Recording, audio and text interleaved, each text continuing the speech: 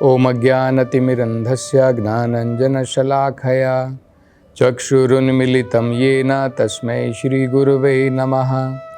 नमो ओम विष्णुपदाय कृष्णपृष्ठाय भूतले श्रीमते भक्तिवेदान्तस्वामिन् इति नामिने। नमस्ते सरस्वती देवे गौरवाणी प्रचारिणे निर्विशेष शून्यवादी पाश्चात्य देशतारिणे। जय श्री कृष्ण चैतन्य प्रभु नित्यानंद श्री अद्वैत गदाधर श्रीवासादि गौर भक्तवृंद। हरे कृष्णा कृष्ण कृष्णा हरे हरे, हरे राम राम राम हरे हरे। हरे कृष्णा। तो पिछली कथा में हम चर्चा कर रहे थे, नारद जी ने बताया था कि रानी वैदर्भी ने अपने पति राजा मलयध्वज की सेवा किस स्तर पर की, किस प्रकार से की। बिल्कुल साक्षात हरि के समान उन्होंने अपनी पति की उपासना की। और इस संदर्भ में हमने ये समझा था कि जब पति भगवान का श्रेष्ठ भक्त है तो उनकी उपासना भगवान की उपासना से भी महत्वपूर्ण है। जैसे हमने उदाहरण के तौर पर भगवान शिव की आराधना पार्वती जी के द्वारा, उसके बारे में भी समझा था। माता पार्वती ने पूछा था भगवान शिव से कि सभी आराधनाओं में कौन सी आराधना श्रेष्ठ है। भगवान ने बताया विष्णु की आराधना श्रेष्ठ है। लेकिन भगवान ने आगे कहा, भगवान शिव आगे उन्होंने क्या कहा, तस्मात् परतरम देवी, उससे भी परम आराधना कौन है, तदीया नाम समर्चनम। भगवान के जो अत्यंत प्रिय पात्र होते हैं, जो उनके श्रेष्ठ भक्त होते हैं, जो भगवान को अत्यंत प्रिय हैं, उनकी उपासना भगवान की उपासना से भी ज्यादा है। तो ये तो हमें पता ही है कि जब हम प्रामाणिक गुरु की सही प्रकार से, जैसे हम भगवान की भक्ति में लगते हैं, इस प्रकार से अगर हम उसी स्तर पर भगवान की जैसी हम उपासना करते हैं, उसी स्तर पर प्रामाणिक गुरु की उपासना, महान शुद्ध भक्तों की सेवा में अगर हम लगते हैं, तो हम अपने आप भक्ति में आगे बढ़ जाते हैं। विश्वनाथ चक्रवर्ती ठाकुर इस विषय में बताते हैं, यस्य प्रसादात भगवत प्रसादो यस्य अप्रसादात न गति कुतोपि। अगर भगवान के शुद्ध भक्त प्रामाणिक गुरु हमसे प्रसन्न हो गए, उनका प्रसाद मिल गया, यस्य प्रसादात भगवत प्रसादो, तो भगवान का प्रसाद, भगवान की कृपा आपको मिल जाएगी। गुरु की कृपा मिल गई तो भगवान की कृपा मिलेगी। गुरु अगर हमसे असंतुष्ट हैं तो हम भगवान तक हमारा पहुंचने का कोई रास्ता नहीं है। ये हमको जो है सही प्रकार से समझना है। अन्यथा जो कई बार लोग सोचते हैं, जो मायावादी लोग कहते हैं कि सभी रूपों में भगवान है, किसी भी रूप में भगवान की उपासना कर लो, माता पिता के रूप में, पति के रूप में, ऐसा नहीं है। हम ऐसे बहुत सारे उदाहरण देख सकते हैं, बहुत सारे उदाहरण देख सकते हैं। क्या प्रहलाद ने अपने पिता की उपासना की? आप जरा सोचिए। अगर हम लोग ऐसा सोचते हैं कि भाई अपने पिता की उपासना के द्वारा व्यक्ति भगवान की प्राप्ति कर सकता है, तो क्या प्रहलाद की उपासना करने वाले तो वहां पर बहुत सारे असुर थे, सब उसको श्रेष्ठ मानते थे, सब उसको भगवान के तरीके से मानते थे। क्या उनको भगवान की प्राप्ति हुई? तो असुर की उपासना अलग होती है, ये हमको समझना है। प्रहलाद महाराज को भी उन्होंने बहुत डराया, धमकाया कि और कोई भगवान नहीं है, मैं ही भगवान हूं, लेकिन फिर भी उसको असुर कहते हैं। तो वेदों में तो ये नहीं कहा कि दैत्य असुर सही कह रहा था, भगवान के सभी रूप हैं, वो दैत्य का रूप भी भगवान का ही रूप था, प्रहलाद उनकी उपासना करके भगवान की प्राप्ति कर सकता था। कहाँ पर है ये? तो ये मूर्खता है। तो ये हमको समझना है सही प्रकार से कि जब यहाँ पर हम उदाहरण देख रहे हैं, रानी वैदर्भी, उन्होंने अपने पति की उपासना भगवान के समान क्यों की? क्योंकि उनके पति भगवान के महान, श्रेष्ठ, उत्तम अधिकारी, महाभागवत भक्त थे। इसलिए तो उस प्रकार के श्रेष्ठ भक्त की उपासना भगवान के लेवल पर करनी चाहिए, उनके स्तर पर करनी चाहिए। लेकिन वो भगवान नहीं है, वो भगवान को अत्यंत प्रिय है। ये हमको सही प्रकार से समझना है। ये नहीं है कि भगवान ही वो व्यक्ति है। ये जो महान भक्त हैं, ये भगवान को अत्यंत प्रिय है। तो ये जो है हमें समझना है। आगे नारद जी कहते हैं कि रानी वैदर्भी ने अपने पति की सेवा करने के लिए बहुत कुछ त्याग किया। सभी प्रकार के सुखों को, भौतिक सुखों को उन्होंने जो है त्याग दिया। और जिस प्रकार से उनके पति तपस्या में लगे थे, उसी प्रकार की तपस्या उन्होंने भी की। और अपने शरीर के बारे में उन्होंने जो है शरीर की जितनी जरूरत है उसको छोड़ करके श्रृंगार करना, क्योंकि स्त्री जनरली जो है श्रृंगार करती है। पत्नी को अपने घर में त्योहार के समय में, दिन प्रतिदिन स्नान के बाद में पत्नी जो है श्रृंगार करती है। लेकिन यहाँ पर हम देख सकते हैं कि रानी वैदर्भी ने जो है सब कुछ त्याग दिया। उसने श्रृंगार करना भी छोड़ दिया, और यहाँ तक कि अपने बालों को वो जो है कंघी भी नहीं करती थी, कॉम्बिंग जिसको कहते हैं। तो बाल को बनाना उन्होंने वो भी छोड़ दिया। तो इस विषय में नारद जी आगे बताते हैं कि ये हमें समझना है वानप्रस्थ जीवन का मतलब क्या होता है। और वो यहां पर कह रहे हैं नारद जी कि रानी वैदर्भी बिल्कुल उनकी सेवा में लगी है, उनके पति उनके पास में है, उनकी सेवा में लगी है, उनके शरीर की सेवा में लगी है। लेकिन फिर भी उनके मन में काम वासना कभी जागृत नहीं हुई। उनके मन में, ना उनके पति के मन में और ना ही रानी वैदर्भी के मन में। ये वानप्रस्थ जीवन का मतलब होता है। जब व्यक्ति वानप्रस्थ ले लेता है, पति और पत्नी घर की जिम्मेदारी अपने संतानों के ऊपर छोड़ करके जब आध्यात्मिकता में प्रगति करना चाहते हैं, तब उन्हें शारीरिक संबंध छोड़ देना चाहिए। किसी भी प्रकार की काम वासनाओं से जो है लिप्त होकर के वानप्रस्थ जीवन नहीं जिया जाता है। वानप्रस्थ जीवन का मतलब है कि अब पति और पत्नी केवल साथ में भगवान की भक्ति में प्रगति करने मात्र के लिए रहते हैं, शरीर का संबंध बनाने के लिए नहीं रहते हैं।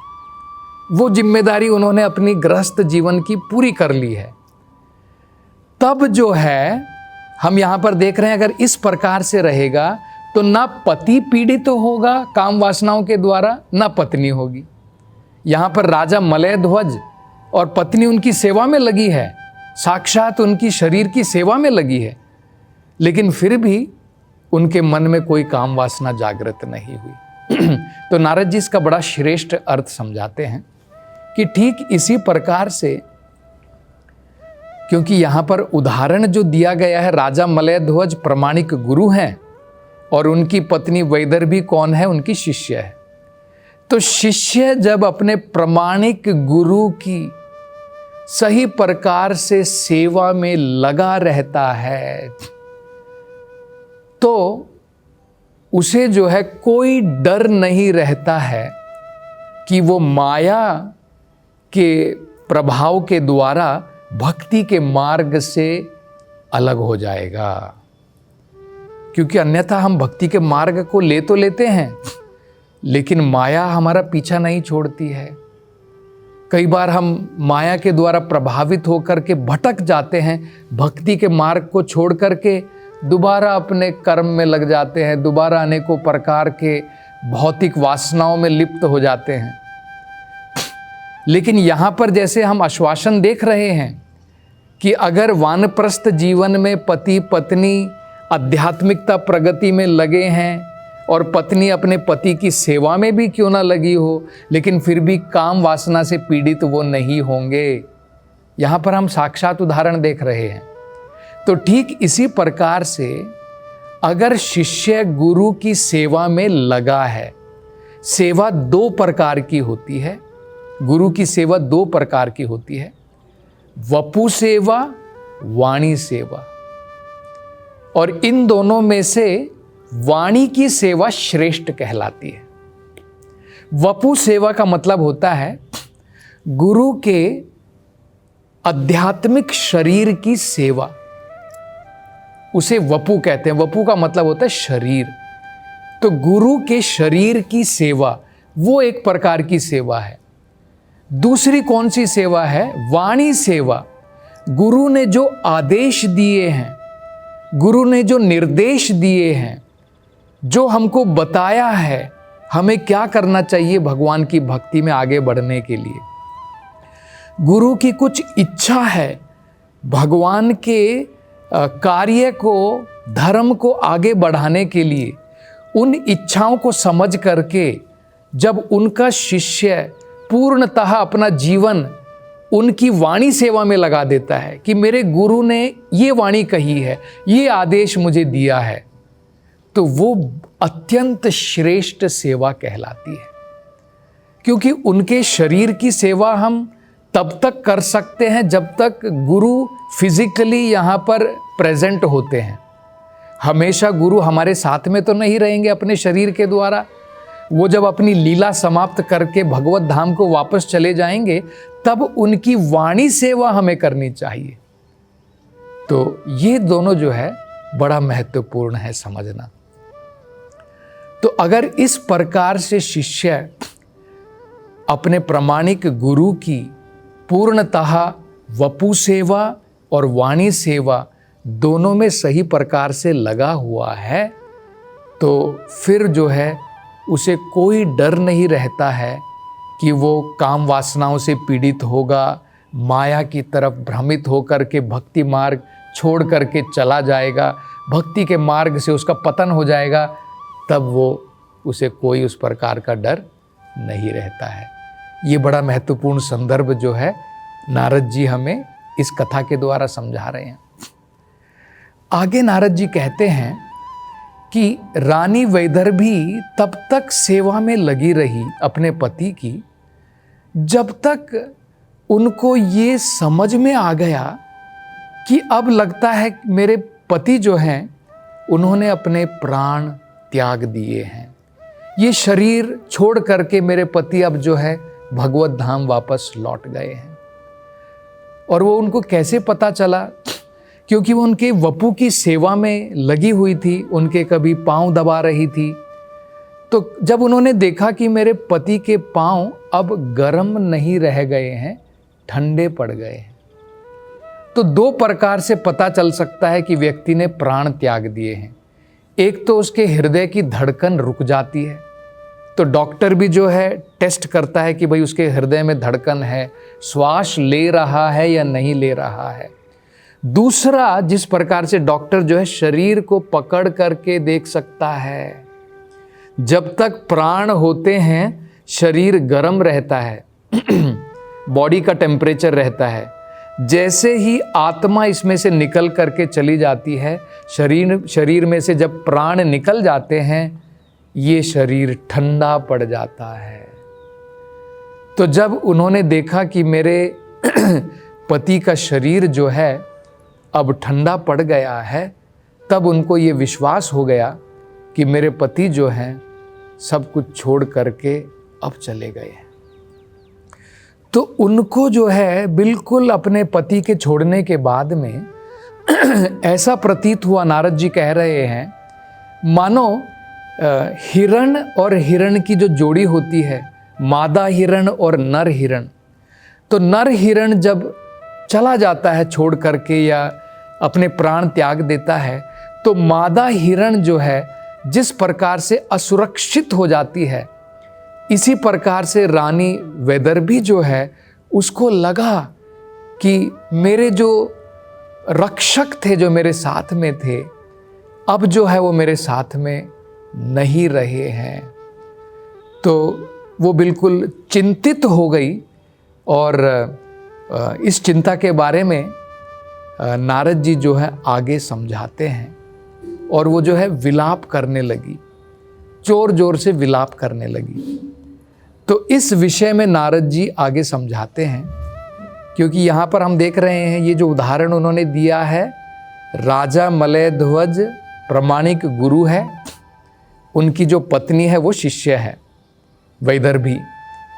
तो शिष्य को भी जब उनके प्रामाणिक गुरु संसार छोड़ करके चले जाते हैं, बिल्कुल इसी प्रकार से विलाप करना चाहिए जैसे यहाँ पर रानी वैदर्भी जो है कर रही है, कि उनकी जो प्रोटेक्शन थी वो चले गए हैं, अब वो उनकी सेवा में, उनके वपु की सेवा वो नहीं कर सकती है।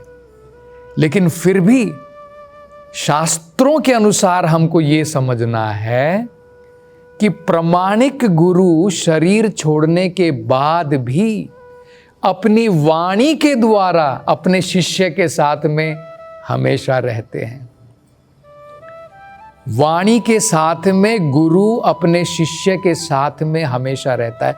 वपु तो हमेशा नहीं रहेगी, गुरु का शरीर तो हमेशा नहीं रहेगा, लेकिन उनके जो शब्द हैं, उनकी जो वाणी है, उनके जो आदेश हैं, संदेश हैं, वो हमारे साथ में रहते हैं। और अगर हम उनका पालन करते रहें तो हमें जो है कभी भी उनकी कमी खलेगी नहीं। हम हमेशा ये फील कर पाएंगे कि मेरे गुरु आज भी मेरे साथ हैं अपनी वाणी के द्वारा। तो बड़ा सरल है, जब तक गुरु शरीर में हैं उनकी वपु सेवा और वाणी सेवा दोनों करनी चाहिए, और जब गुरु जो हैं शरीर छोड़ करके चले गए तब हमें उनकी वाणी सेवा के द्वारा उनका संग करना चाहिए। तो आगे अब नारद जी क्या बताते हैं, इसकी चर्चा हम अगली कथा में करेंगे। हरे कृष्णा।